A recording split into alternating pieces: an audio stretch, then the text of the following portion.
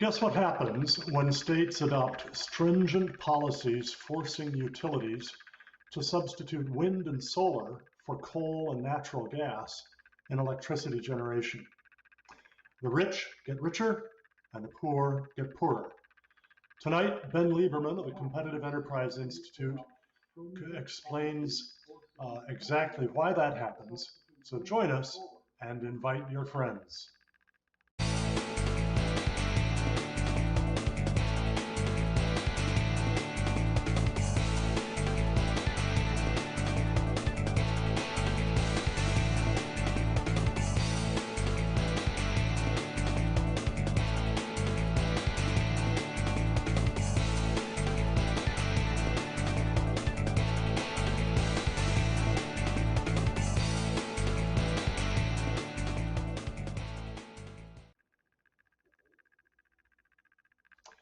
Welcome to From the Stacks. Hope that you will enjoy tonight's program. We have a wonderful guest in Ben Lieberman of the Competitive Enterprise Institute. Before we bring him on, let me just briefly describe to you the topic for tonight's show. We're going to be talking about how California's energy policies result in considerable harm to the state's poor, which is a pretty important issue, granted that California now has probably the highest poverty rate of any state in America. And we'll also see how it actually forces the poor in California to subsidize the wealthy when it comes to renewable energy. We will also be discussing matters of not just electricity rates in California, but also the extraordinarily high prices for gasoline there and other matters, including the high cost of housing in California that's actually affected in part by energy policies. So that'll be our topic for tonight. If you're not already familiar with the Cornwall Alliance for the Stewardship of Creation, I would be delighted to tell you a little bit about us. We are a network of just under 70 evangelical Christian scholars. About a third are natural scientists, climate scientists, biologists, physicists, mathematicians, engineers, and so on.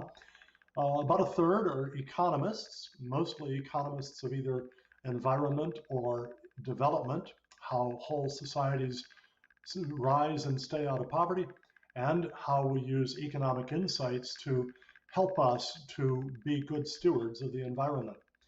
And then the other third are theologians, philosophers. Some of us are religious leaders or ethicists. And we all try to work together by combining our different insights, this interdisciplinary approach, to educate the public and policymakers on three things woven together. One is biblical earth stewardship, or how we can enhance the fruitfulness, the beauty, and the safety of the earth to the glory of God and the benefit of our neighbors. The second is economic development for the very poor around the world, which we recognize based both on our study of Scripture and our study of history, economic history, requires private property rights, entrepreneurship, free trade, limited government, and the rule of law, and access to abundant, affordable, reliable energy, because everything we do requires energy. Making food, clothing, shelter, transportation, communication, education, everything requires energy. And therefore, it's very important to have abundant, affordable, reliable energy. And then third, the gospel of Jesus Christ, the good news that sinners like me can be reconciled to the holy God by faith in Jesus Christ and his atoning death on the cross, in which he took our sins upon himself and paid the penalty of those sins for us, and his resurrection in victory over death being sort of the stamp of approval by God on his atonement. This is the wonderful good news of the Christian faith. This is the offer that we can make to anyone, that if you believe in the Lord Jesus Christ, you will be saved. And then before we now jump into our topic for this evening, let me also just mention to you that the Cornwall Alliance for the Stewardship of Creation is a 501c3 nonprofit religious, educational, and charitable organization. And we are supported entirely by the voluntary, non-taxable or tax deductible rather donations of individuals like you.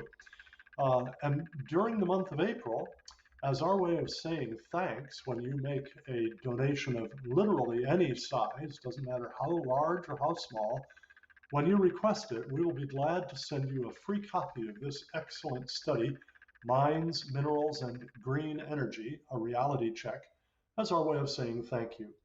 All you need to do to request your copy is to go to cornwallalliance.org, click on the donate button, and as you fill out the donation form, in the comments field, simply write Mines, Minerals, and Green Energy, or promo code 2104, 21-04, or both, and we'll know what you like, and we will send you a copy of that totally free, and your donation will be 100% tax deductible. So now it's my pleasure to bring on Ben Lieberman.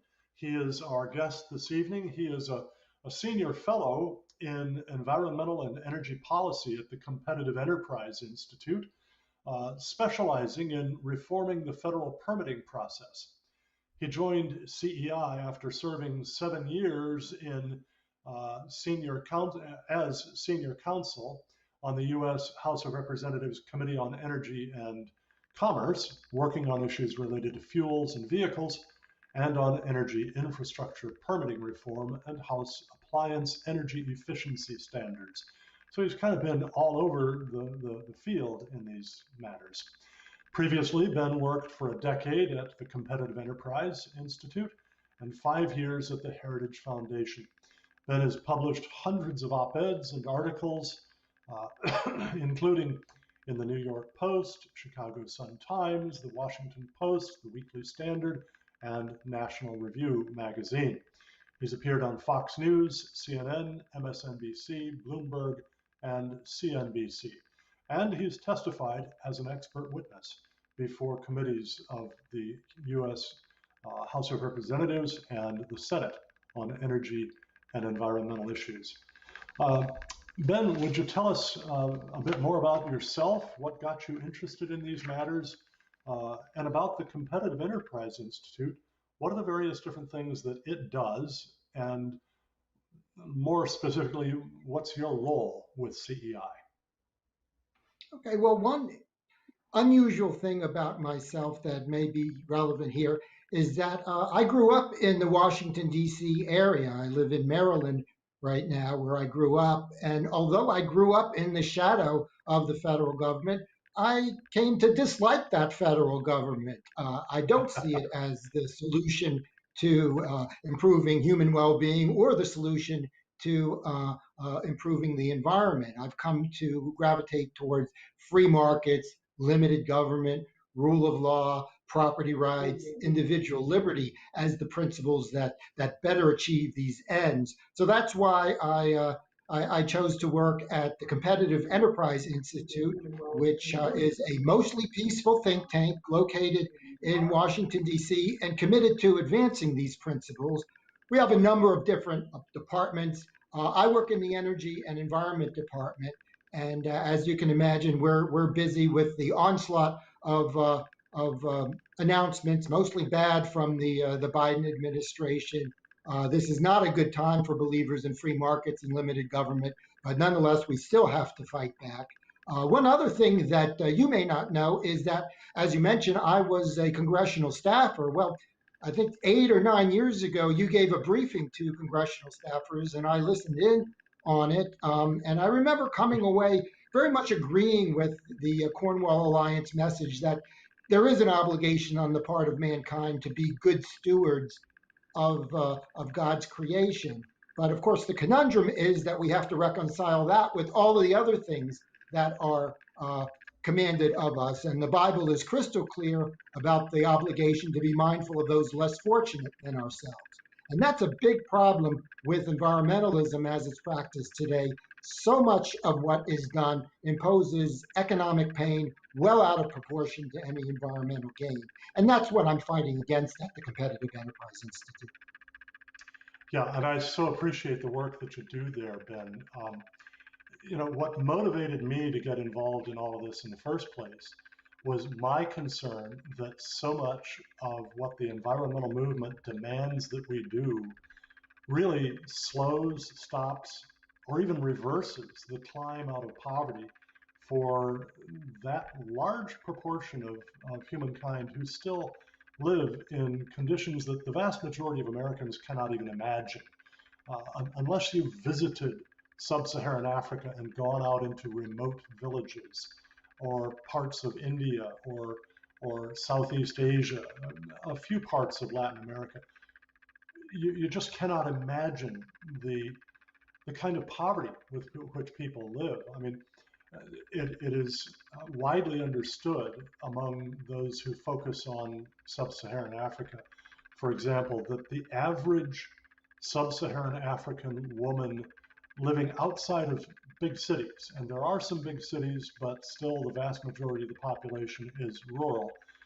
The average sub-Saharan African woman spends 6 to 8 hours a day doing nothing but gathering wood and dried dung for use as her primary cooking and heating fuels for her hut and for cooking her food over an open fire. Now, Americans typically, the average American household spends only about 7% of its income on all of the different energy, electricity, fuel for the car, natural gas for home heating, whatever it is. The average American family spends only about 7% of its income on energy. Can you imagine if instead American women had to spend 60 to 80% of all their time doing nothing but just getting what's necessary to cook food and heat the home? And by the way, the home is a little hut.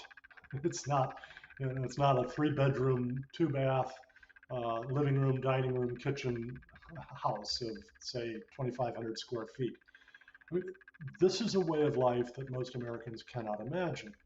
And the problem with so much environmental policy is that it slows the economic development that delivers people out of that kind of situation into the kind of comfort and prosperity and frankly, the health and long life that Americans now take for granted.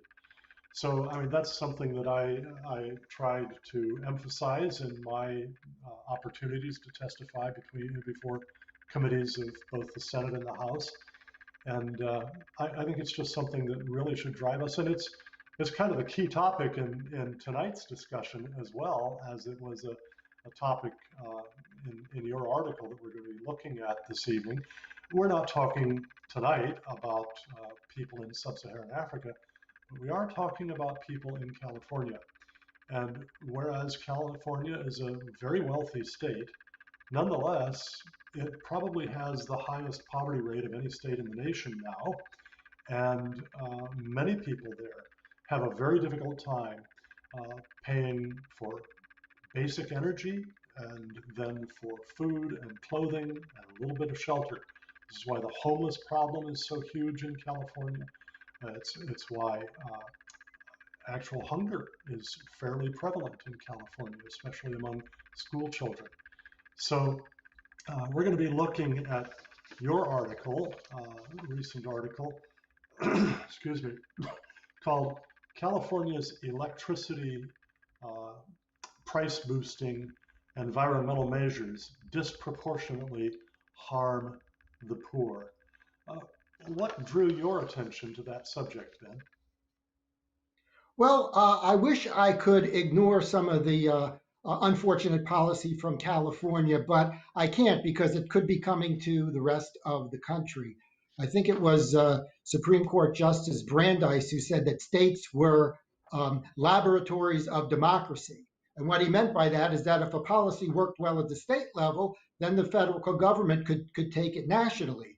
But unfortunately, in the crazy mixed up political environment we're in today, it seems like the bad ideas from California are catching on in the White House and in Congress, and maybe coming to the other 49 states. So I think we need to be extra careful to point out some of the problems with these policies, including measures, environmental measures that raise the cost of energy and cause disproportionate harm for the poor of California. Yeah, right.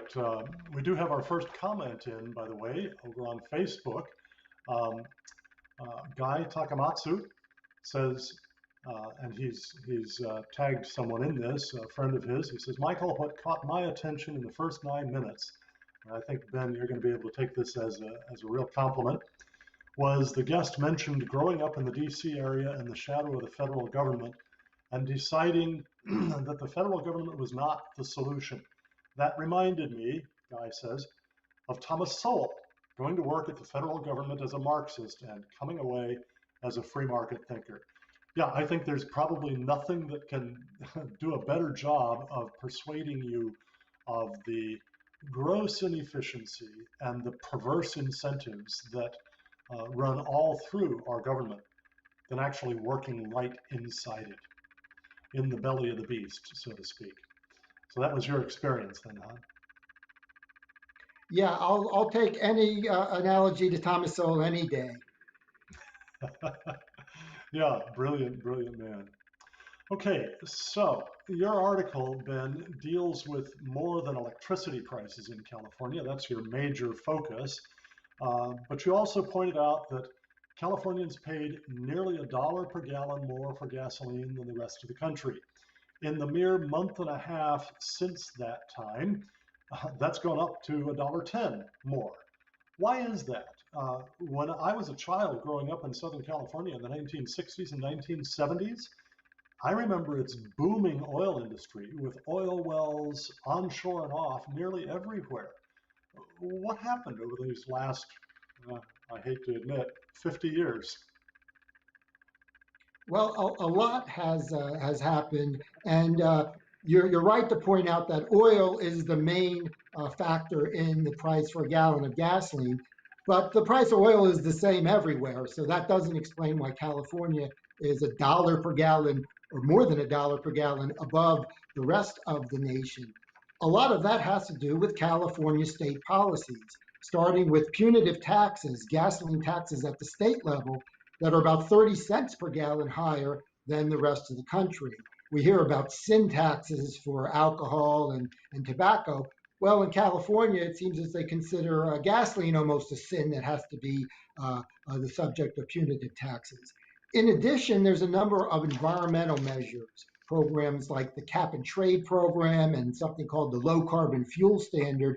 These are California laws that essentially penalize gasoline because it's a fossil fuel, it's a hydrocarbon, and its combustion emits carbon dioxide, which is a greenhouse gas. So we have things like the low carbon fuel standard and the cap and trade program that by some estimates add another 25 cents to the cost of a gallon of gas. There's other measures, environmental measures that raise costs, and the end result is that whatever the price is in the rest of the country, it's always at least 50 cents and sometimes as much as a dollar or more than $1 above that in California. And you can only imagine what that means for somebody who's just barely getting by in California. Yeah. Yeah, as a matter of fact, right now, or yesterday anyway, was the last time I checked, but the data was that as of yesterday, Californians were paying on average $3.97 a gallon for unleaded regular gasoline. That was $1.10 a gallon above the US national average. It was the highest of any state in the country. And then Californians also drive more miles than average Americans, about 15,500 compared with 14,300 for the average American. And the average car gets about 24.9 miles per gallon. So Californians spend on average $2,475 per driver per year just for gas, which is $827 or 50% more than the national average. Assuming a two-driver household, that's an extra $3,296 a year. If you're poor or working class, that really matters. It matters quite a bit. I've seen statistics that the average household uses about 1,100 gallons a year. So the average household, it would be $1,100 more per year in California. But even if a low income household only uses half that much gasoline, that's still $550. That's still a tremendous amount of money. And it's important to point out actually, low income, the working poor, need vehicles the most. The reality is, public transportation can't get you everywhere.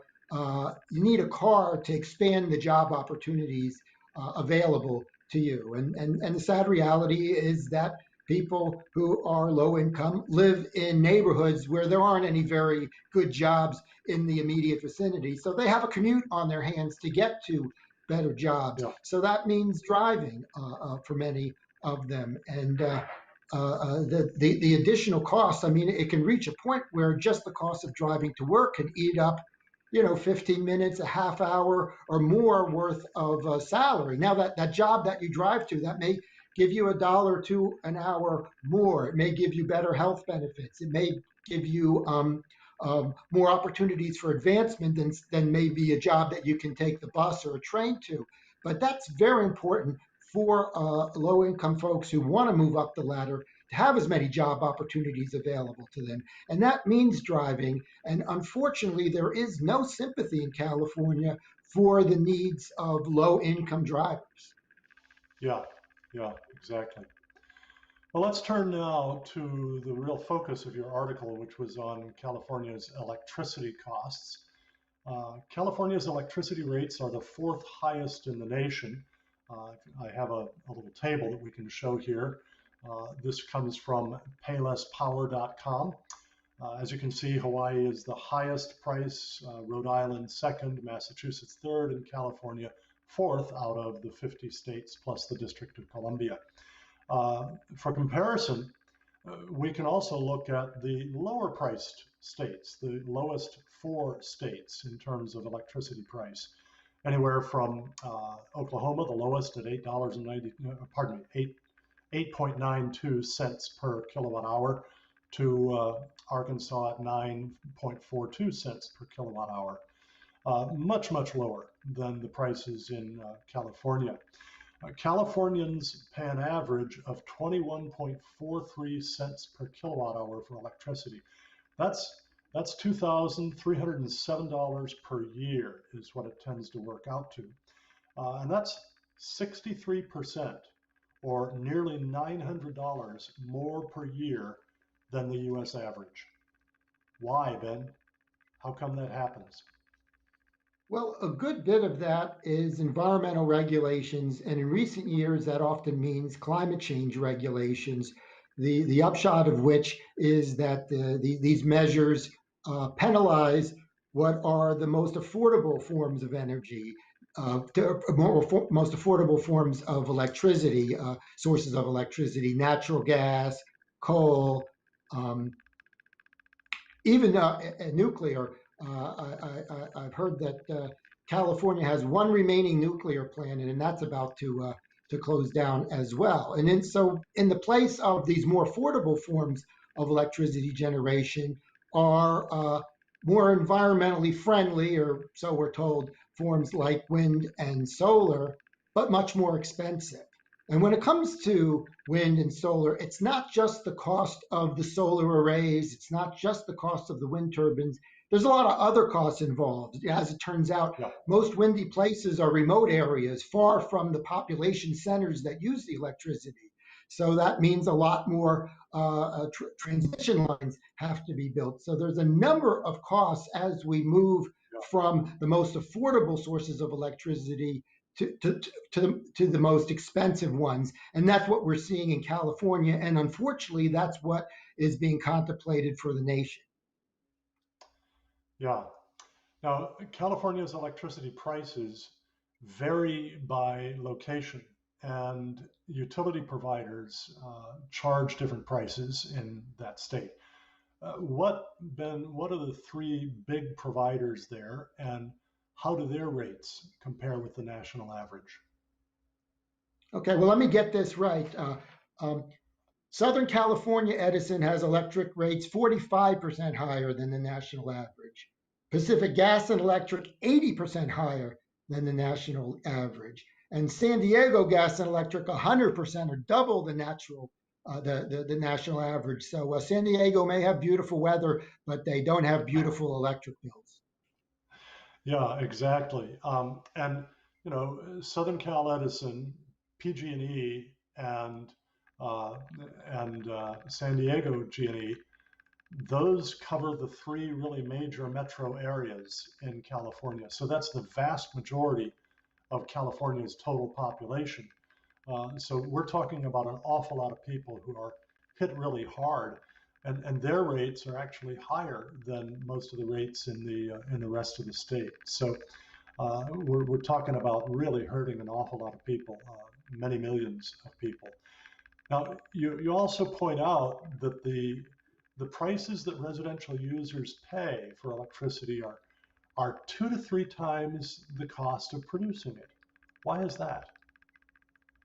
Well, for these investor-owned utilities, there's tremendous fixed cost involved. There's the generation cost, then there's the transmission lines, which must be built and maintained, and then the distribution to, to end users. So there's a tremendous amount of fixed costs. And the way it works is that these costs are spread out among users and charged on a per kilowatt hour basis. And so even though the extra cost of that extra bit of electricity you use if you turn on a light is much smaller than what you have to pay.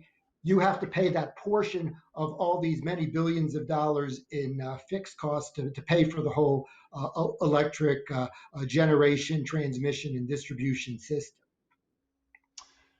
Now, you might assume that California's electricity producers would oppose policies that would force their prices upward because, as price rises, demand falls.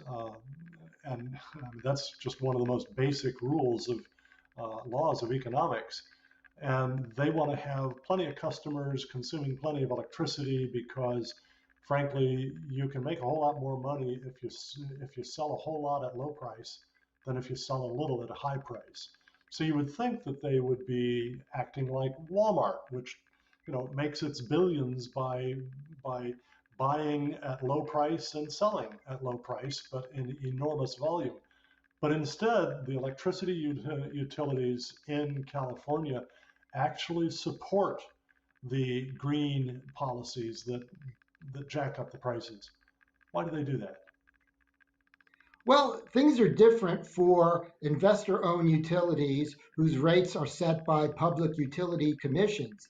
Very often, what they spend on generation, and that may be more money when it comes to wind and solar and renewables, uh, what they spend gets recouped through the charge, the price they get the charge per kilowatt hour, plus a rate of return. So it's often the case that while other businesses want to cut costs, sometimes these utilities, they don't mind higher costs because they get it all back and then a little bit. Okay, all right. So it's kind of a I'm trying to think of the parable, the fable that says, yeah, well, of course, there's always, yeah, throw me in the briar patch. Brer Rabbit says, throw me in the briar patch, which he knows is going to protect him because the predator is not going to want to go into the briars. Well, I think we probably see uh, electricity producers, uh, you know, taking captive the regulatory agencies to policies that will actually benefit them instead of benefiting the consumers. Um, you point out three main reasons why California's electricity prices are so high. And I'll name them one by one. And Ben, I'd like you to just enlarge on them for us so that our viewers really understand each one of these. The first is the above market cost of past purchases of renewable electricity and other mandated technologies. Above market cost. What does that mean? Why would they pay an above market cost?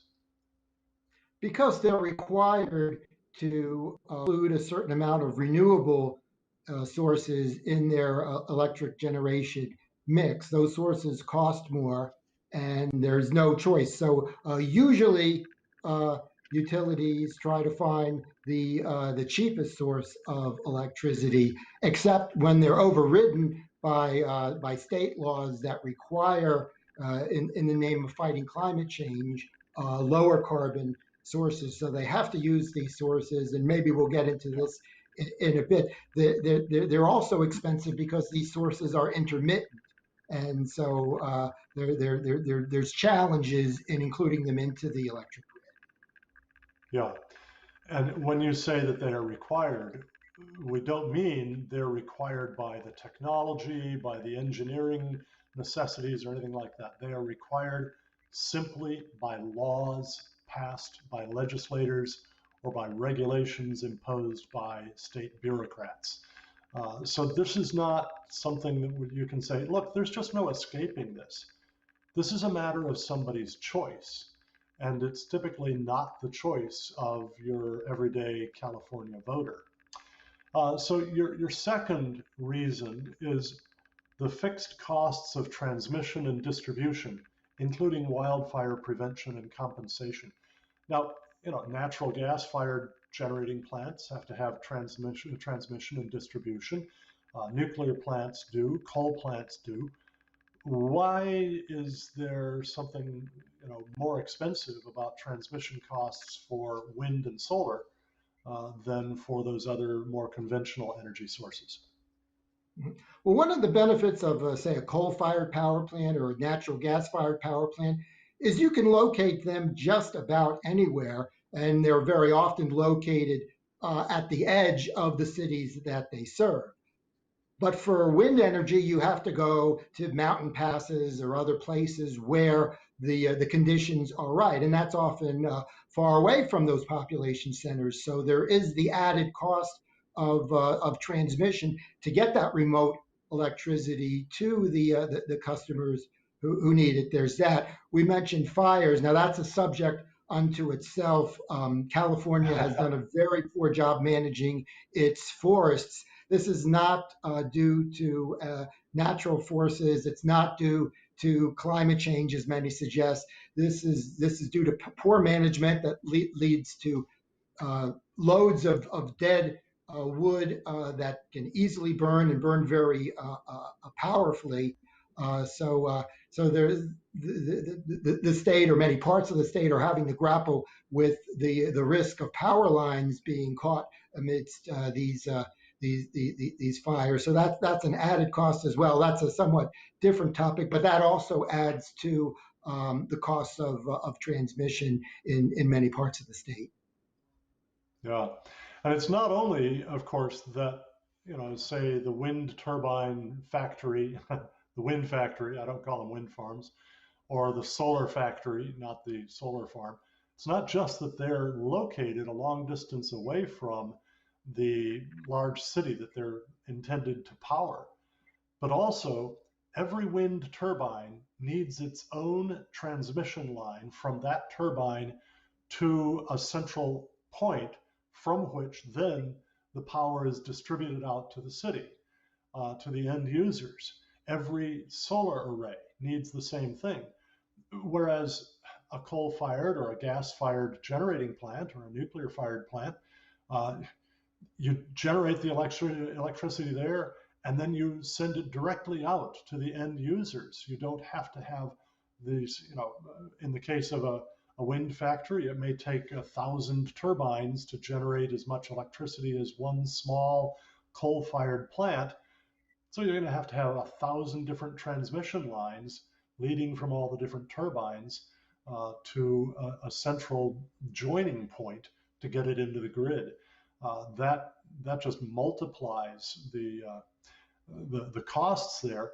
It's also important to realize, and we talked about this last week with our guest Mark Mills, that what this means is that you have to mine a whole lot more of all the minerals that go into making the wind turbines and the solar cells and their transmission lines to get that power from the natural form, wind or sunlight, to the user than you do for fossil fuels. Well, the third main explanation that you mentioned for California's high electricity prices is, quote, energy efficiency programs and other public purpose expenditures. What are some examples of those, and what's right or wrong with them?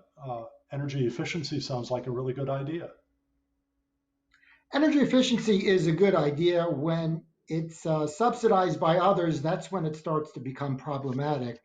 For example, I remember when I was a kid, the utility here in the DC metro area had a program where they incentivized you to buy a new energy efficient refrigerator, and they came up and picked up and took away the old refrigerator. There's a lot of programs like that now. There's also programs that incentivize homeowners and businesses to have their electricity use shut down during times of peak use, so that there aren't blackouts.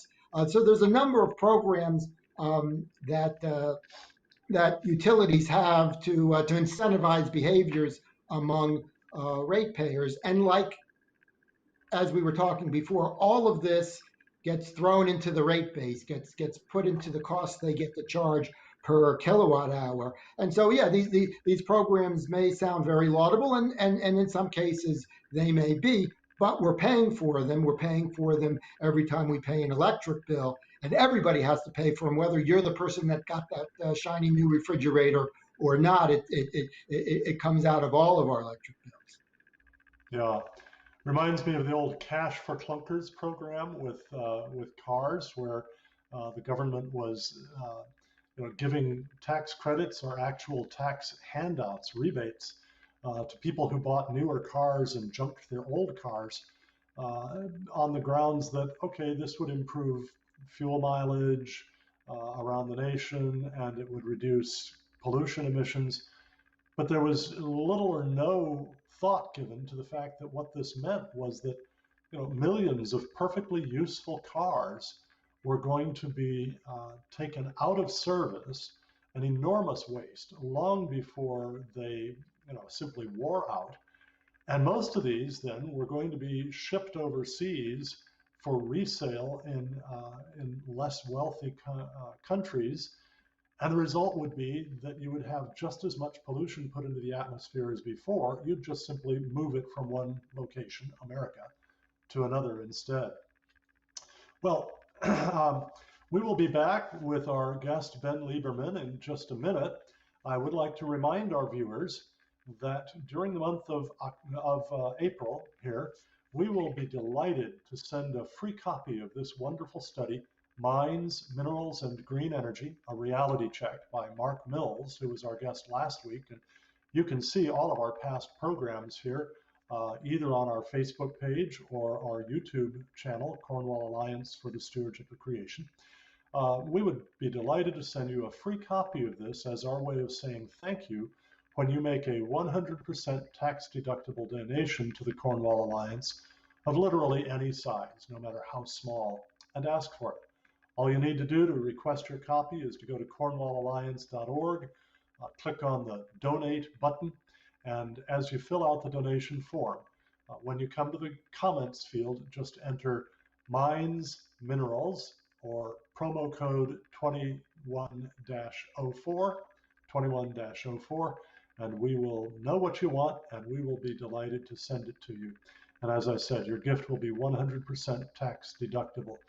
We are a nonprofit organization, and we are supported entirely by voluntary gifts by people just like you. So I do hope that you will dig deep and help us to bear the costs of getting the information to you that we do. All right, now Ben, you also blame California's decarbonization agenda, including renewable electricity mandates, favoring more expensive sources like wind and solar for California's high electricity rates. But you add that renewable costs have come down and are becoming less of a component. So, how important are they now in the mix of causes of the high electric prices in California?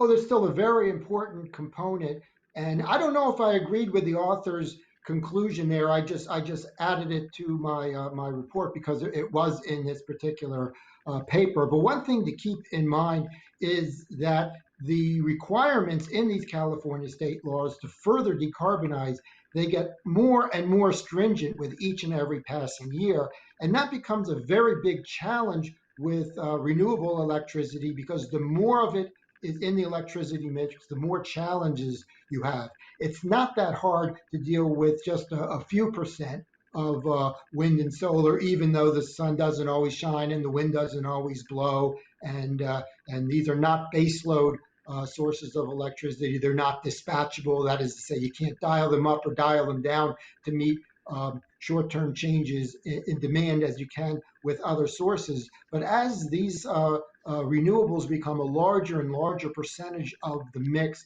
it becomes a lot more difficult to keep the grid running 24/7. And of course, the blackouts we saw in California last summer, that may be a warning of what's to come, especially if we do things like increase the number of electric vehicles, which California is doing. If we're to get all the energy we currently get from gasoline, if we're to get most of that from electricity by turning in our gasoline powered cars for electric vehicles, that adds to the load just as we're facing this challenge of trying to add more of these renewables to the mix. So things are going to get much more difficult in the years ahead as the climate change requirements are made more and more stringent. Yeah, and just earlier today, I was reviewing a study done at Harvard about 3 years ago now that calculated that if we wanted to replace all of the electricity in America that we now generate using fossil fuels with electricity generated from wind turbines, we would have to cover a third of all the land in the United States. And then, if we were to replace all the vehicles with electric vehicles, in order to produce that much more electricity, we would have to cover a full half of the US landmass with wind turbines. Now, not only, of course, would this be extremely expensive, very, very harmful, especially to the poor, the middle class. The very wealthy could handle this without much trouble, but for the poor and the middle class, this would be terribly expensive. But ironically, since it's mostly environmentalists who support this kind of thing, the impact on the environment would be just simply horrendous. The United Nations says that the greatest threat to biodiversity in the world is not climate change, it's not pollution, it's not population growth, anything like that. It is uh, the diversion of land use away from natural habitat to other uses. And covering over half the US landmass with wind turbines would be absolutely awful for biodiversity. So it's really ironic and shocking that so many environmentalists would favor such a policy. Now, Well, I would add California, there that go ahead, Ben. I would add there we mentioned Thomas Sowell before. One thing that Sowell has said is never believe anybody who says there's no such thing as trade-offs, and there's definitely are environmental trade-offs when it comes to energy sources like wind that are very dispersed that require a tremendous amount of land. Yeah, right. I mean, that's expressed well in the old economists saying there ain't no such thing as a free lunch. or the acronym for that is TANSTAFL,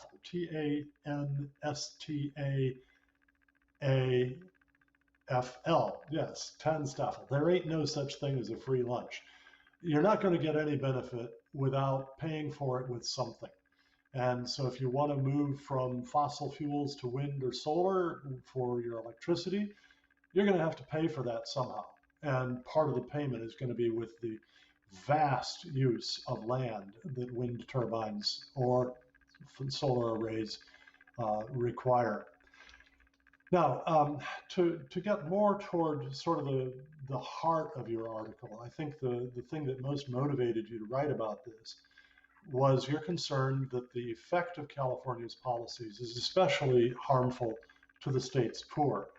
And this is particularly relevant when you consider that California has the highest poverty rate of any state in the nation. Roughly 18% of Californians live under the poverty line. And the near poverty rate is also very high. In fact, slightly over 18% live in what we would call near poverty. It's 17.8 and 18.5%, respectively. Now, there are lots of poor and near poor people in California, and Blacks and Hispanics make up a disproportionate share of them.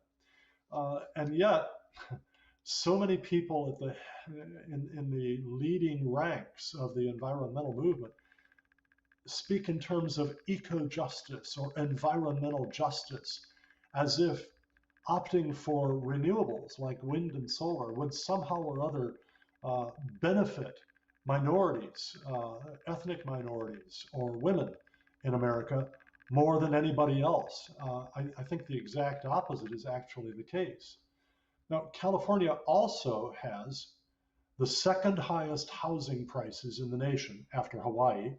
I think you can understand that. Hawaii has very, very little land. It takes land to have a house. With the average home value in California at nearly $600,000.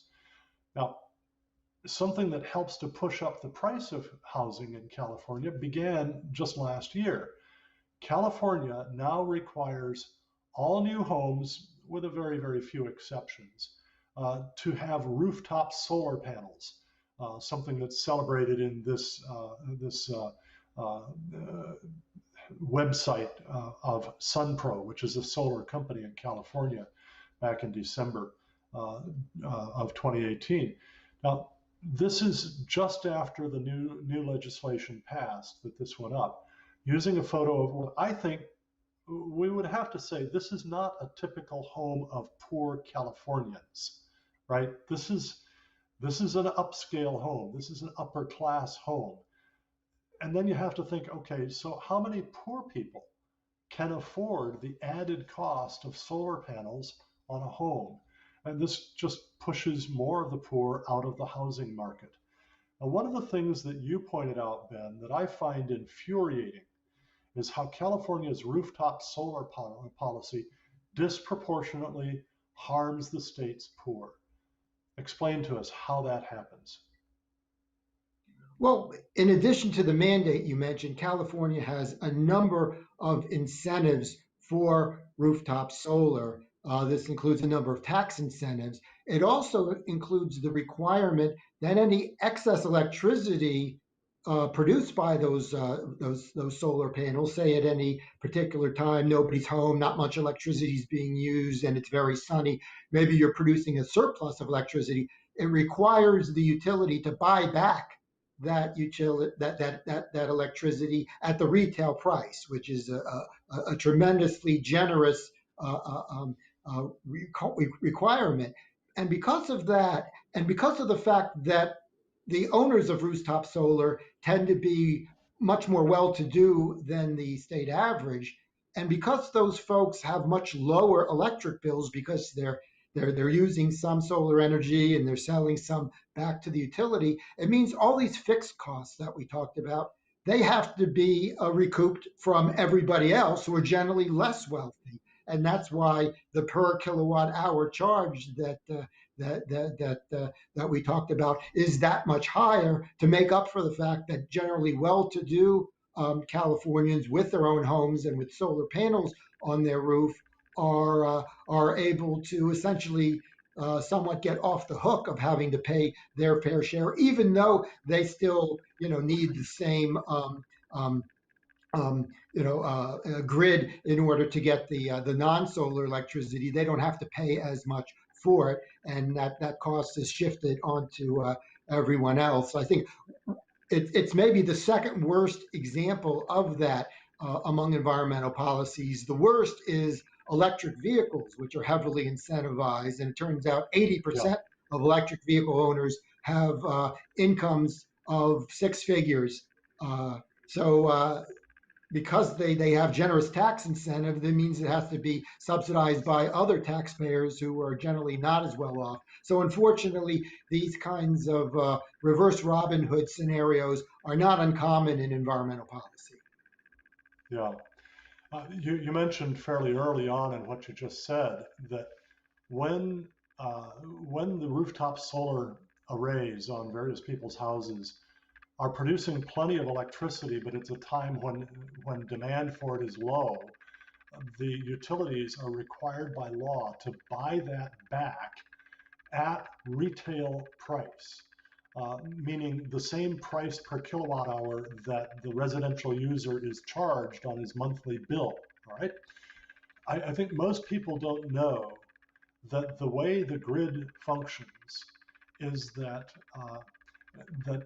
producers of electricity get paid a different price per megawatt or per gigawatt as the day goes by, actually on a minute by minute and sometimes even a second by second basis. The price changes, and it always changes to reflect the ratio of demand for electricity at that moment with or to supply of electricity at that moment.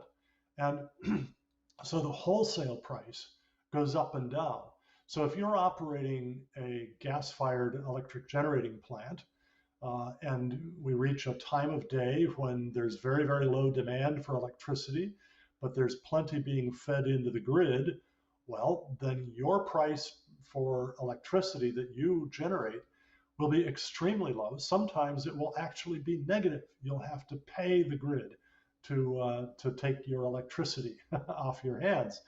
Uh, but if instead you're a wealthy homeowner with a solar panel grid on your roof, solar panels on your roof, well, then when the demand drops a lot, say in the middle of the night, for example, on a warm night when nobody's even using electricity for heat, let alone for light or anything else, well, your price at which you sell that electricity back to the utility doesn't drop.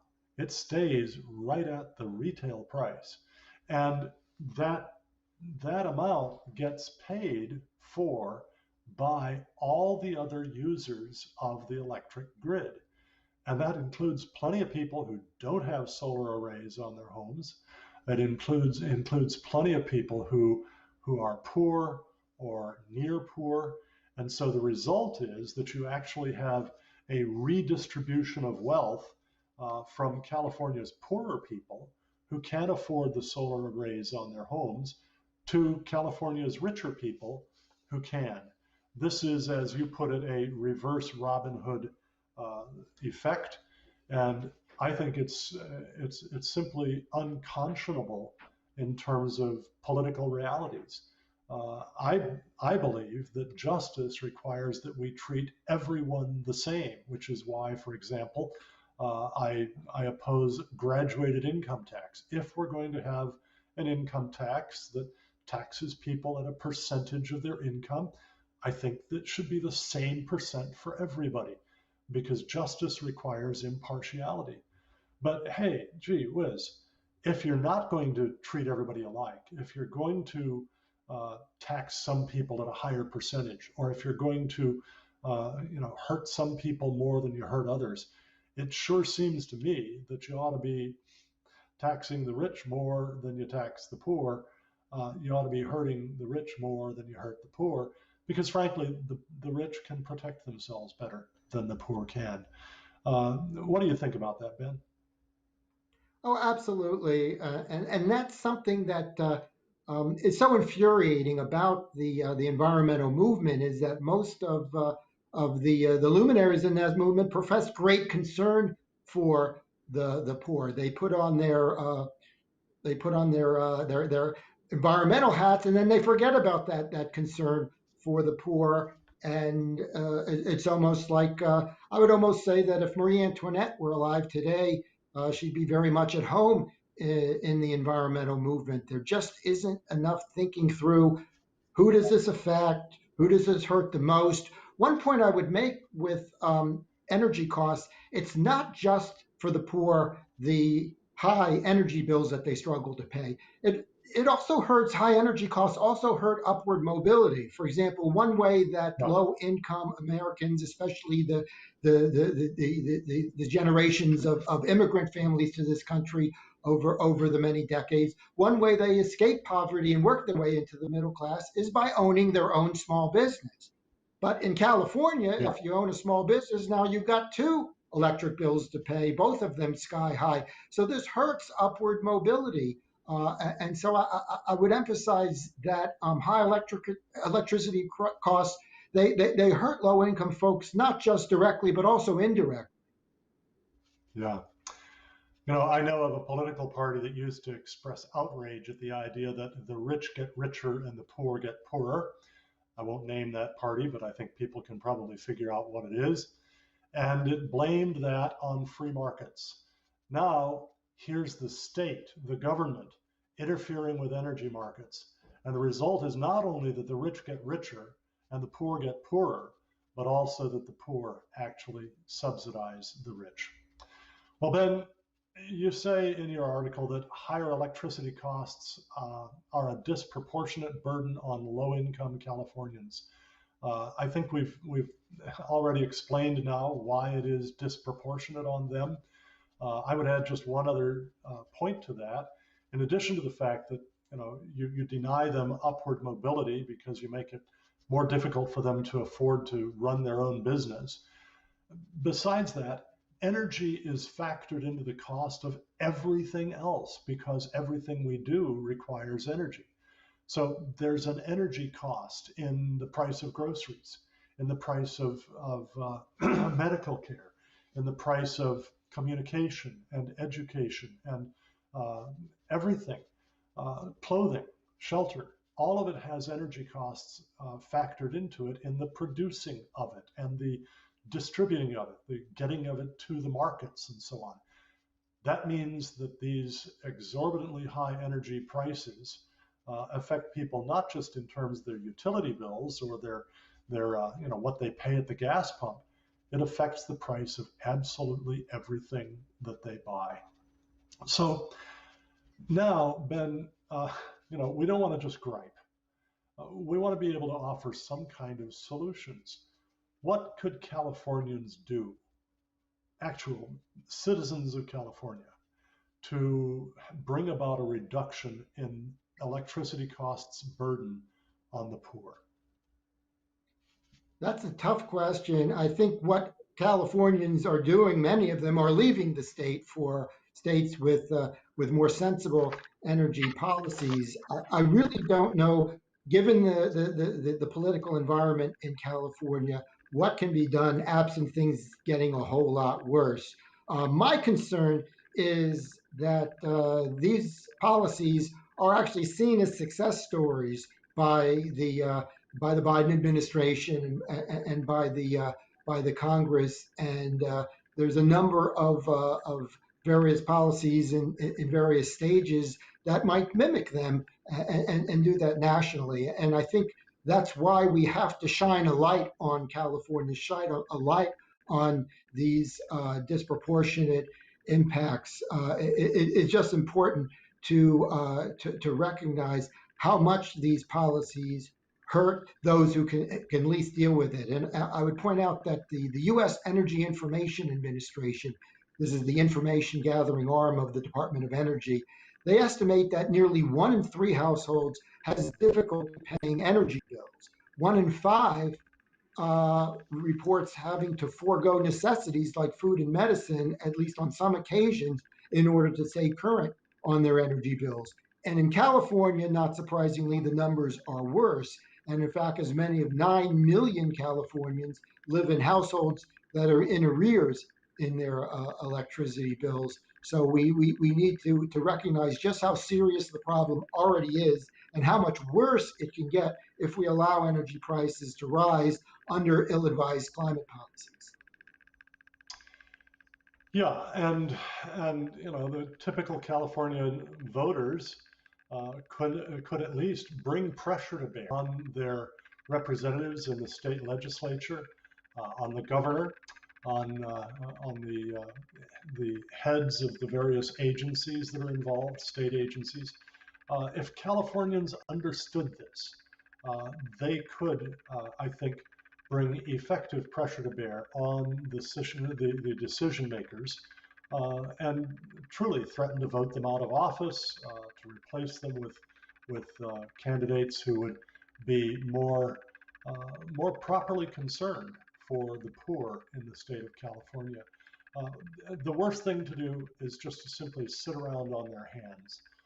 If instead they would pass on this kind of information, if they would encourage their neighbors to see this program or to come to the Cornwall Alliance for the Stewardship of Creation or to the Competitive Enterprise Institute, CEI.org, online and get good, solid, factual information from these organizations and others similar to ours, I think we could have some hope of actually changing some minds. Not necessarily because you'd actually persuade legislators that this is right and that is wrong, but rather because you would hit them where it hurts, at the ballot box. And the big thing that most legislators want is to be reelected. So if you threaten that, they're more likely to respond well. So we're just about out of time here. Ben, what are your current projects for the Competitive Enterprise Institute, and when should we see some of those coming out? Well, unfortunately, the last several months have been like drinking out of a fire hose. Almost on a daily basis, there's major announcements, very little of it good. I expect between now and the end of the year to read at least 1,000 pages of proposed regulations and try to push back against anything that again causes more economic pain than environmental gain, and that's pretty much everything I've seen proposed so far. One thing I'm looking at, in addition to everything else, are a number of regulations that are going to make air conditioners a lot more expensive. Those are just beginning to be rolled out. And as you know, air conditioning has tremendous public health benefits. And that's something we don't want to see made more expensive. But again, the same mindset that Yeah, we need to. we're all afraid of climate change bringing about more heat waves. So we want to make air conditioning more expensive. Yeah. Yeah, go figure. Okay, so where can people go to learn more about the Competitive Enterprise Institute, Ben? Well, you can check out our website at cei.org. I'm part of a great team of energy and environment analysts, and we work on a whole number of issues, only a few of which we've talked about today. Any closing comments for us? Oh, no, I can't think of anything else. Again, I would just emphasize energy poverty is already an issue. We shouldn't have our own government making it worse. Absolutely. Well, Ben, thank you so much for joining us tonight on From the Stacks. It's been a privilege and an honor to have you with us. I know that you're a busy man and you have your work cut out for you. I don't envy you reading thousands of pages of proposed regulations. I can't think of anything that would be perhaps a better cure for insomnia, though, in case you suffer from that. Now, to all the rest of you, thanks again for joining us this evening. Our guest next week will be a return guest. Robert A. Hefner V of HefnerEnergy.com is coming to discuss renewable energy's China problem. And this does not have to do with fragile dishes. This has to do with America's most important geopolitical competitor. So we're going to be talking about how China figures into the problem of the demand for more renewable energy, or as some people prefer to call it, not renewables, but unreliables or ruinables. I think that might be a better term for it. So join us then. Ask your friends to join us, and subscribe to our email newsletter at cornwallalliance.org. Last thing is that I'd like to just remind you that through the month of April, we will be glad to send a free copy of this wonderful study, Mines, Minerals, and Green Energy, a Reality Check by Mark Mills, who was our guest last week, as our way of saying thank you when you make a 100% tax-deductible donation of literally any size. I have to tell you, when I read this, I learned intensely from every single paragraph. I found it fascinating. I found it extremely well documented, well supported. It's a wonderful study. To request your copy, just go to cornwallalliance.org, click on the donate button.